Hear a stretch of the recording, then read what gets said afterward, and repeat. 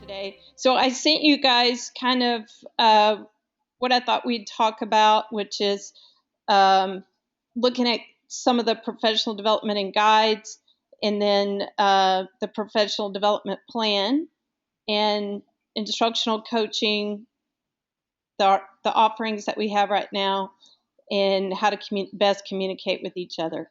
And then we'll talk about the state conference. So let's start with guides. I know Chanel and Cynthia, you guys both work with this. So let me just kind of tell you, after talking with TEA, we kind of came to an understanding on what the professional development and guides should be according to the grant goals. So let's just talk about each of those pieces. So the first one would be vertical teaming. So I have a definition for that, and I'll share out with you, by the way, everything that I'm talking about. But on vertical teaming, that's events where curriculum, support staff, teachers, and teacher facilitators meet across grade levels. So it has to be across grade levels, and they do something academic. So it would be something like map the standards, curriculum alignment, looking at data, looking at teaching strategies, looking at resources and research and support and that kind of stuff. So I'm going to send you that definition. You just need to know that it really has two expectations. One is that it is across grade levels, and the other one is that it's academic. So, so that's vertical teaming. So let me tell you about advanced instructional strategies. After working with TEA, it has kind of a vague definition, which is really good, because if you're classifying a training, then this is kind of one that you can go to if you need to.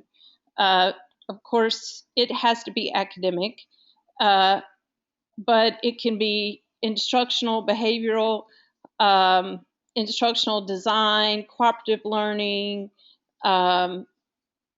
technology, all of these things. So all of these things fall under advanced instructional strategies. So it's anything that would increase engagement, improve instruction, or the classroom for teachers. So that's a pretty broad one.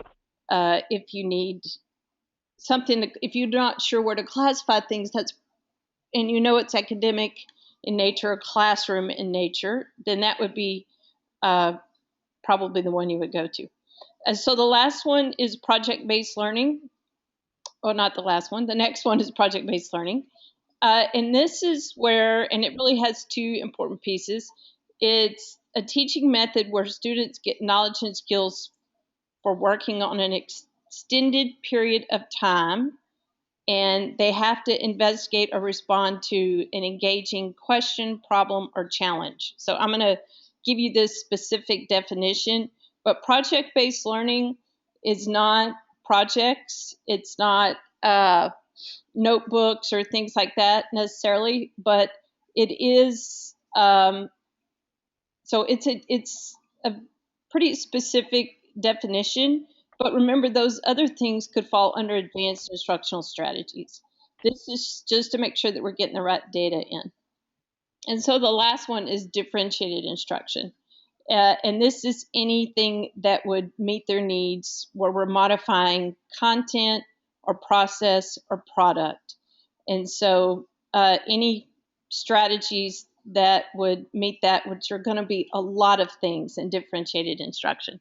It doesn't have to be specifically on titled differentiated instruction, but it needs to be aligned to the best practices. So that's a kind of an overview of the things that would go in guides. Now, if you want to put something in guides that doesn't meet any of these qualifications, you always have the other option in guides, and you can choose other professional development. Or if it's gear up specific, you can put gear up specific. But for our record keeping and for us to be able to know what's effective, um, these are the definitions for professional development. So let's talk about the professional development plan. So if everyone's on the phone, it sounds like. Um, so if you will go to a link, uh, I'll call it out to you if you want to write it down, and uh, and you can go look at it right now. But since everyone seems to be on the phone, we're not going to go in detail. So let me call it out to you.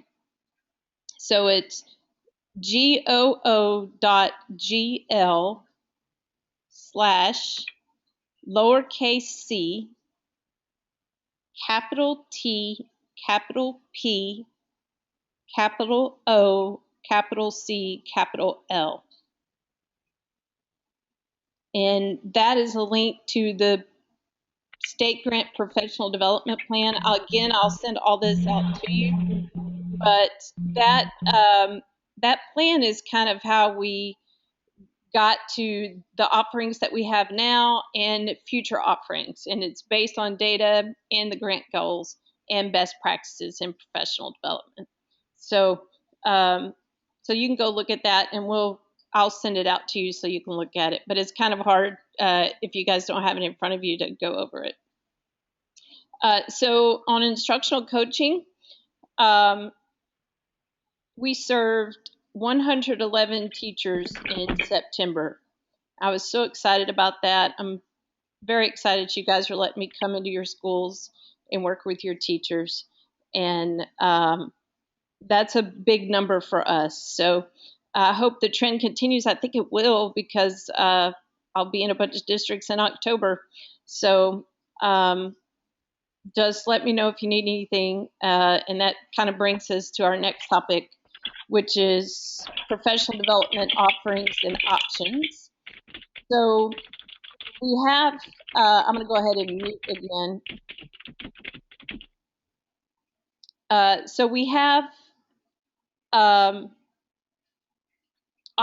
options that are kind of always there on the PD website, and I'll send you a link to that. But as I look at data, doing my walkthroughs and my instructional coaching, I'm going to add more options. And so in a minute, I'm going to open it up to you if you have any that you would like. But from the walkthroughs right now, new options are engagement strategies, small group instruction, and opening and closing instruction. So those are three things that I see that we need from my walkthroughs, but you can add more. So let me just kind of open it up to you. Any questions on that? Anyone? Somebody's typing. I was going to ask, maybe assessment, like ways to formally assess, or just to kind of get feedback to see where the students are. Maybe some strategies for that. I'm sorry, say that again. Is that Chanel? Yes. Okay, say it again. I'm sorry. I couldn't hear over the other. I'm saying maybe adding informal assessment strategy. Informal assessment or formative, maybe? Like a informal? Yes. Yeah, so I do see that. I'm going to write that down here. I do see that too, Chanel. I agree. And formative assessment is just so important. So I'll add that to the list. And if you guys want any of that, you just let me know. And if you want me, when I come to your district, if you want me to look for something specific, let's say you have an initiative like the Fundamental Five or things like that. If you will let me know, I will add that to my walkthrough and I can look for those things. So, most of the initiatives I'm familiar with, not everything, but if you have any things like that, just let me know. I'll add it to the walkthrough and we can tailor it to what you need and what your district needs. So let me know if you have any questions. All right, so that's kind of what we're doing on professional development offerings and options. Of course, we have all of our options are out there all the time. Now let's talk about communication. So one of the things we're struggling with, and I say we, me, is being able to communicate with you quickly. And so I need to know, and maybe we can just come up with an agreement on how we're going to respond to each other and work together to make sure that we communicate quickly. So if you prefer email, if you prefer phone calls, generally, even if we have a phone call, I'm going to have to follow up with an email because we need to keep everything documented and it helps me keep track of things. So if you will let me know and if we can have an agreement, if you will tell me kind of what your preferences are. Email prefer for me. Okay. And I tell you what, if you guys, sometimes I send you things that are not urgent and they're not a big deal. But if I put urgent, the little urgent tag on it, or if I say action required, if you will respond, even if you can't give me what you need, if you'll just let me know that you're working on it or what you're waiting on, so I'll know that you got it and that we're at least you've gotten the information, and we can kind of figure that out. So I'm just trying to find the best way to communicate with you guys so we can make sure things have to be done quickly. Sometimes they do. I hate that. I'll try to make sure that we communicate in a way where it doesn't have to be that way, but sometimes they do. And if you'll just respond quickly, that I appreciate it. So I think Edgewood, Bertha, are you there? Do you have a preference on communication? Yeah, email. I've been writing on the chat. I don't know if you're looking at the chat. I'm on both, I guess. Oh, I can't see the chat. Okay, hold on. Let me see if I can see the chat. This is my first time on GoToMeeting, so there we are. It's just the second time I write on there, but I Oh, guess yeah, I've I been see. using it. Okay, I'm going to go back and answer your other question too. Sorry, Bertha. All right. So, Bertha, your question was, would those fall under any of the 3 goal areas of ED? Your question was the offering for the options? Yes. So engagement strategy, small group instruction, and opening and closing instruction all fall under advanced instructional strategies. So the way that we talked with TEA about finding a definition for that, and they don't want us to scope it down too much, but I do have a definition that I'll share with you, but it's not limited to what I shared to you. But yes, it's all. Okay. Go ahead. I guess something that would help us is if you find something that another district is using that meets the definition, but maybe is something that other districts may have not thought of that may be offering. If you could put that together for us so that we would say, oh, okay, well, maybe that will count. Sure. I know that I've been trying to stick to the definition, but if there's something that maybe is asked by another district that does fit it, that would benefit the rest of us, that would help. Well, I can tell you right now, a couple of them, Lubbock is doing integrating technology with iPads, and that qualifies under advanced instructional strategies. In Somerset, we did technology integration tools. So those kinds of things fit under the advanced instructional strategies goals. A lot of the work that we do with behavior management, because it is a necessary component with student engagement and instruction. Yeah, like champs. So champs would count as Advanced instructional strategies. okay. If it relates to student engagement and cooperative learning and dimensions of learning or problem solving or technology applications, or even direct instruction or explicit instruction, if y'all do anything on that, the Anita Archer stuff, that's great. It fits very well, and that would fit under advanced and differentiated instruction. The fundamental 5, don't you guys do the fundamental 5? Yes. It would fit under advanced instructional strategies. So I think anything that elevates the level of instruction in the classroom and engagement would fit under that category. It does need to be related to the classroom, um, Yes. Yes. and so that's kind of how that works. So there hasn't really been a definition up to this point, but I did submit a definition to TEA, and Kelly said we're going to go forward with that definition, but we don't want to limit it even to this. So we want it to. Okay. It's kind of a broad, advanced instructional strategies is kind of a.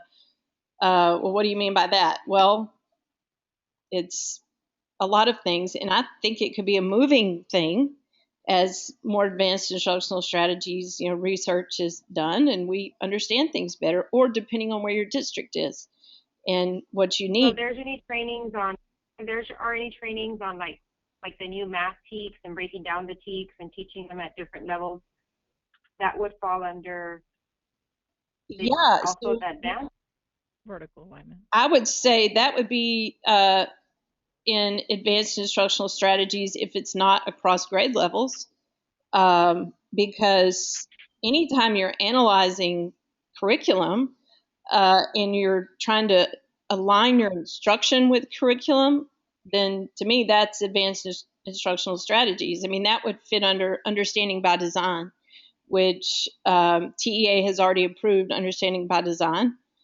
and as a professional development strategy for us. So all of those pieces fit. So yeah, and I would, and don't feel like it has to be something offered by. You have a question? Do you have a question? No. Can you go back to whatever you mentioned about the understanding by design? Yeah. So that's similar to understanding by design, which was approved with the first professional development plan that we did. So we have a new professional development plan for fall after getting all of our data. But and I've shared out that link. I don't know if you were able to get that link. I'll put it in the chats now that I've figured out where the chat box is. And you can go view the professional development plan. But so understanding by design, anytime you're unpacking the standards, things like that, those are all best practices and would certainly fit under advanced instructional strategies, and some of it would fit under differentiated instruction.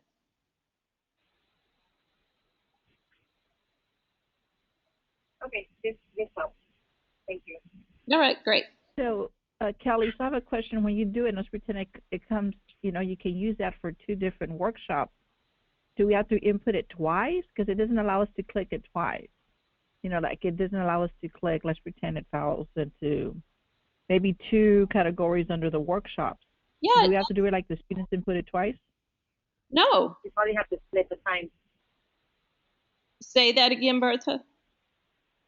Well, I know that at our last meeting, they discussed maybe having, like if it's a 6-hour training, doing maybe half, entering it twice, but giving them different credit.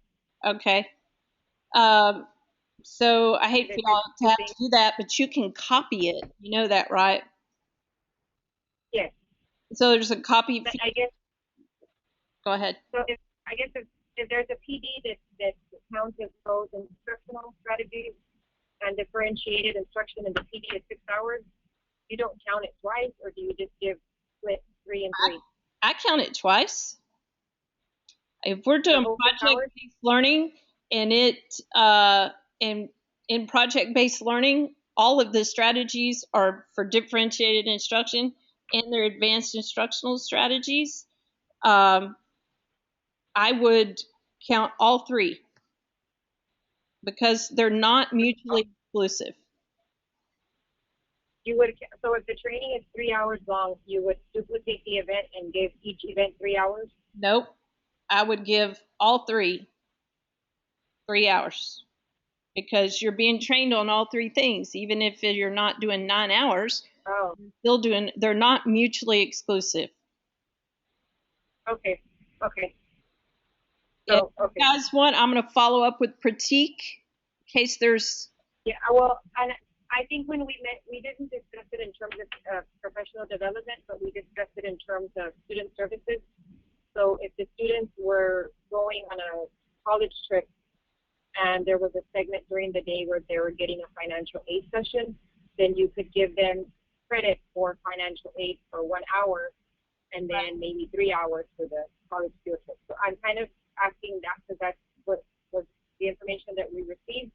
So I didn't know if it was applicable to PD, but if you can just follow up, I guess, on that. I mean, that's awesome if we can do that. I think, I'm going to follow up with Pratik, but I've already done it. And okay. So for now, I would so maybe don't ask. So for now, I would say just, maybe I don't ask on that. But on, I don't think they're mutually exclusive, and I can't imagine that TEA would say they are mutually exclusive because they're all together. I mean, wouldn't you all agree? Well, no, I agree. I just don't know if let's say there's a training that covers 2 of the goals, of the PD goals, that you could give the same credit. Yeah, so 2 separate. So we're not doing, because it's not CPE credit and it's not, and those hours aren't going to be counted cumulatively. All we're counting is how many teachers are trained in each of these things, and they don't have to attend 3 separate trainings necessarily to be trained on these things. They just we're just doing percent trained on these things. So I'm going to talk to Pratik to make sure, though. Yeah, and I guess we're looking at it as, trying to meet that goal of every core area 10th grade teacher will receive training on all, 1 day of each. So I guess that's kind of, there has to be some type of strategy for us to try to meet those goals. Right. For the 10th grade cohort. Well, I'll ask Pratik if he wants to break it out that way. I'd hate for us to do it. I'd rather him have 3 days that have all 3 pieces than 1 day independently, But yeah, I agree. Okay. All right. Sorry, my home phone was ringing. It rings about once a year. Let's go to the state conference and talk about it. I'm going to put the link for it in there for you. I'm so excited about this. We have some great people coming to the state conference. If you guys have never heard Patrick Briggs, he is phenomenal. Patrick Briggs is from Avid, and he does a presentation on opportunity gap, and I love it. It is just phenomenal. It really just melts your heart. So he'll be there. We're going to have Amy Mayer. I don't know if y'all know who Amy Mayer is, but she is, she does project-based learning. She's kind of a PBL and technology guru. So she'll be there. We're going to have Casey Bell. If you've ever heard of her, she does Shake Up Learning. She has a big following on Twitter, and she's great. Nicole Dre is from San Marcos. She does their parent outreach, and she's just had phenomenal success. So I thought it'd be great to have someone that's going to share with us some of that. Creslin Fannin, she's out of Lancaster, and she's great with just getting kids ready to go to college, and so she's going to give us some ideas on that. So we have a pretty good slate of folks coming, and it's just all the best people I could find. So if you haven't already, I know Maynard, you guys have registered your teachers. If you haven't already, we're asking you to register your teachers just as soon as you can, because we're going to open this up to the rest of the state, and we're hoping it fills up at that time. We'll see, but if it does, then we want you guys to. You're registering on site. Okay, Bertha, do you? I know you have 4, and I put down that you guys have 4 attending. Is it just y'all haven't identified them yet? No, we have, but I guess due to the new EDGAR requirements and the interpretations of our district is we are all registering on site. Okay. Well, I'm going to try to find 4 spots for you to make sure that you guys get to come. Chanel, are you guys going to be able to come? Are you still there? Yes, we're going to be able to come, but we have counselors and administrators with us and parents that we won't be able to bring teachers. Yep. So are you going to bring any? You're not going to be able to bring any teachers? Is that what you said? I'll check it, but as of now, we haven't. We weren't able to. Okay. Well, so we just kind of need to know. And so, Bertha, you want 4. So I've got you. I'm just going to save you 4 spots. And okay, thank you. And we're excited that you guys are coming. I think it'll be great. All right. That is the end of the agenda. I'm going to ask critique about how to classify these, and I think that's my only to do, unless you have any other questions regarding. No, I'm good. That's just the I guess the only one I have. Yeah, I think that's a good question, so we'll find out about that. All right, great. Well, thank y'all so much. And if you need anything ever, just give me a call. I'm going to mail out this information to you. Dr. Wolf, I just wanted to let you know that both my academic deans have given me very positive feedback. That, good. The teachers, and that they love you, and that they're excited that you're part of, their campus and working with the teachers. And I just really wanted to thank you for that. Bertha, thank you so much. They have been great. I just love them. I love both of your academic deans. They are phenomenal, and good stuff is. Yeah, they are. You have some great teachers. I mean, teacher leader kind of teachers. So I'm excited about it. I love it. I love going to your campuses. So I look forward to more of it.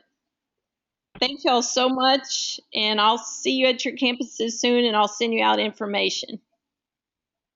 Okay, thank you. Have a good weekend. Thanks, Kathy. You too. Bye-bye. Bye-bye.